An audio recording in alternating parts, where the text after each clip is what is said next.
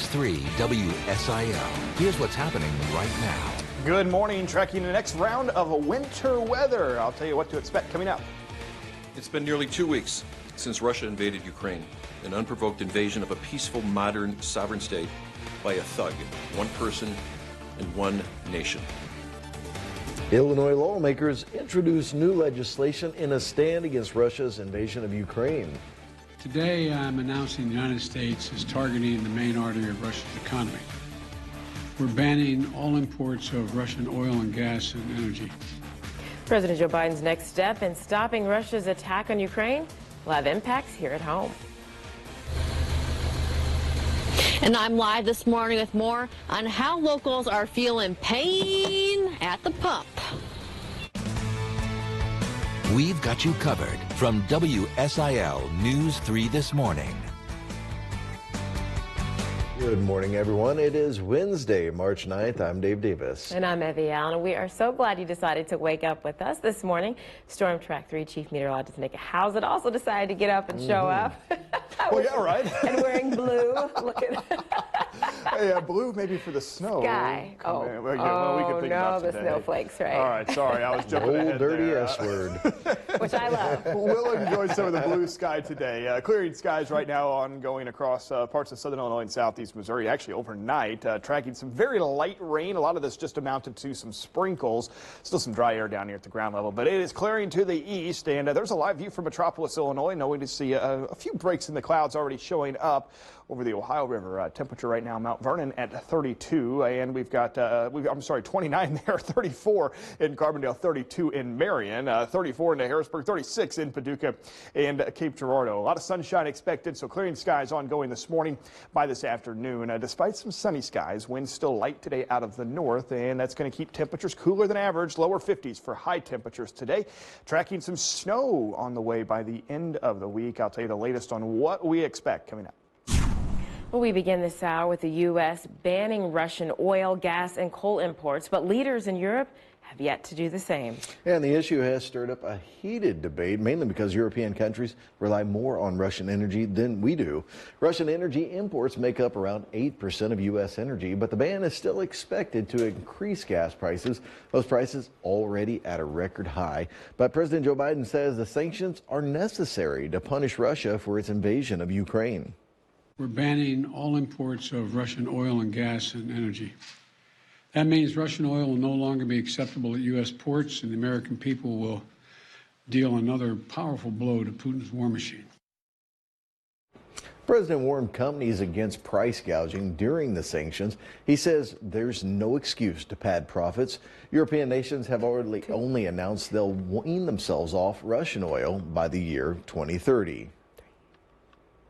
Because of those upcoming sanctions, the pain that you feel at the pump won't stop anytime soon. The national average for a gallon of regular gas went up 8 cents, and that's just overnight. Brooke is live now with more. Yeah, good morning, Evie. Well, gas prices are impacting everyone's wallets, whether you commute to work, are going on a road trip, or just own a gas guzzler. And we talked to some locals to see how they're reacting. Now, Lee Kay lives on a fixed income, so he puts about $30 of gas in. That gets him about a half a tank, just enough to get around to where he needs to go. He hasn't seen prices like this since the recession in 2007 to 2009. Kay doesn't see an end to a gallon of gas going up. I don't believe anytime soon, no. I mean, with the Ukraine and Putin and all the oil going everywhere that are not coming here but going everywhere, it seems like. Yeah, I don't know. So what are the gas prices this morning in our region? If you're looking to fill up, Missouri is the cheapest at $3.80, lower than the national average for a regular gallon. Kentucky is up 20 cents compared to Missouri at $4, and Illinois is higher than the national average at $4.52 a gallon. Now, Evie and Dave, this Friday I'm going on a road trip to Savannah, Georgia to celebrate my birthday, and I keep on joking that might have to take out a small personal loan just to afford the gas to get there. So, of course, this is impacting everyone in a different way. But for now, back to you in the studio. And you are so right about that. I filled up yesterday, and I believe it was $4.59. I paid the exact same as well in Johnston City. So yeah, everyone is feeling it. Everyone is feeling it. Well, about 20% of imported goods from farmers come from Ukraine. Another 20%, we're talking farming here, comes from Russia. Yeah, these sanctions are hitting them from more than just fuel. It means that farmers are going to have to cut back and reconsider their options. News 3's Emily Pike has more from Franklin County. Chris Manskowski is a farmer from Franklin County. He is one of many local farmers biting their nails and the cost of higher gas prices. And it's ridiculous. With the news traveling fast and changing daily on what is rising, I wanted to find out what our local farmers are dealing with. And so I found it's not only the rising fuel prices. Well, you take the cost of fuel, the cost of chemicals. My chemical bill this year versus last year was $31,000 more. Fertilizer is important in the growing process for our farmers, just about as much as it is important for our farmers to lay down the chemicals needed to ensure safe consumption and growing. So what do both have in common? They are also imported from across the seas and have prices climbing. Yeah, the nitrogen, well, you put it on your corn and your wheat. If you don't have any nitrogen, you ain't gonna grow nothing. And same with wheat. To cut back is just as big as the cost to get them delivered. It'll make a big difference on the impact of cost this year. It's going from probably $45 an acre up to $140 to $150 just on anhydrous. Chris was able to prepay for his fuel and chemicals, which means he has a certain amount until he runs out and then has to take on the current growing costs. So what would it cost a local farmer to pay right now? Well, Chris phoned a friend. Hey, what's up? What's the price of fuel today? The price today for yours? I don't know. Let me look at that over. I'll call you back, Chris. That looks awful high for you. Within moments, he gets a call back. There he is. Hello. Hey, Chris. Yeah. Today's price, well, they had you a nickel too high. It would be about $4.75 a gallon. $4.75. Okay, well. That's fucking crazy, ain't it? Yeah, it is. It's rough. Unbelievable. And at that, you are bound to see prices go up at the grocery store. My goodness. Well, that was Storm Track 3's Emily Pike reporting there. Now, along with the issues caused by the sanctions, farmers are still dealing with supply shortages from the pandemic. And if you want to learn more on supply and demand and the growing prices impacting our farmers, you can go to WSILTV.com for more.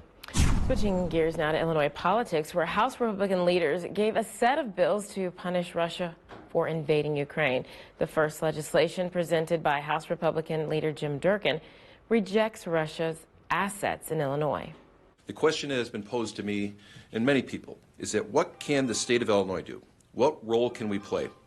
Our role is to restrict Russia's interest in our pension systems and also to restrict our state treasurer from making any investments within any type of Russian domiciled entity that's doing business with the state of Illinois. The second bill adds $20 million to the Department of Human Services budget for fiscal years 2022 and 23. That's to help resettle Ukrainian refugees. The DHS program also provides English classes, job placement assistance, and therapy services.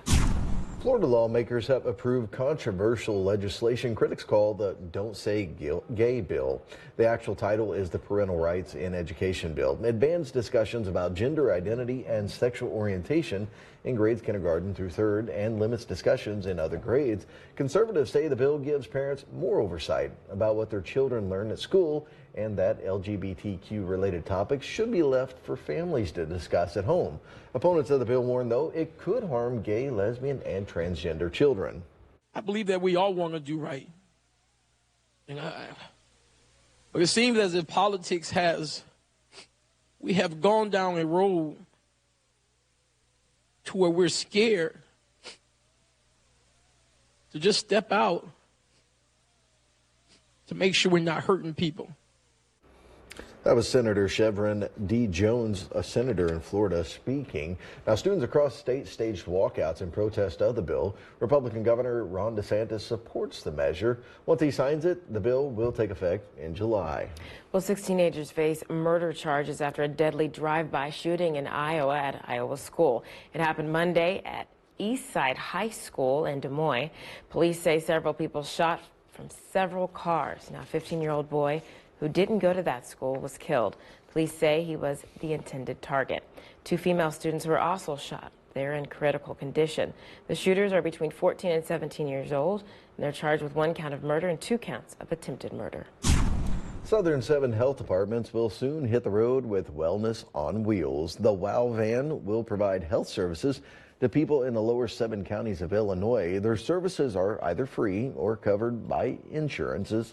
Shauna Ryan from the Southern 7 Health Department says the plan is to make health care more accessible. This is an opportunity for anyone who doesn't normally visit their doctor regularly, or it's been a while since you've done so. It's an opportunity for you to get a good health check and make sure that everything is going just fine. And if there is a problem, we can help you in directing to where you need to go for future care. Wellness on Wheels starts at the end of the month. It will be in Golconda on March 30th. And speaking of wow, how about this forecast coming up? I'm not sure about it. Well, what part of it? The snow or the 70s? I'm focusing on both. Both of those are actually in the forecast. Yeah, it's tracking a little bit of winter weather by the end of this week. Could have some impacts on your plans if you are planning to be out and about on Friday evening. We'll tell you how much snow we are expecting and how long it may stick around as well coming up. Well, awards and recognition. We're checking in with some past unsung heroes to see how they've been recognized since we first aired their stories.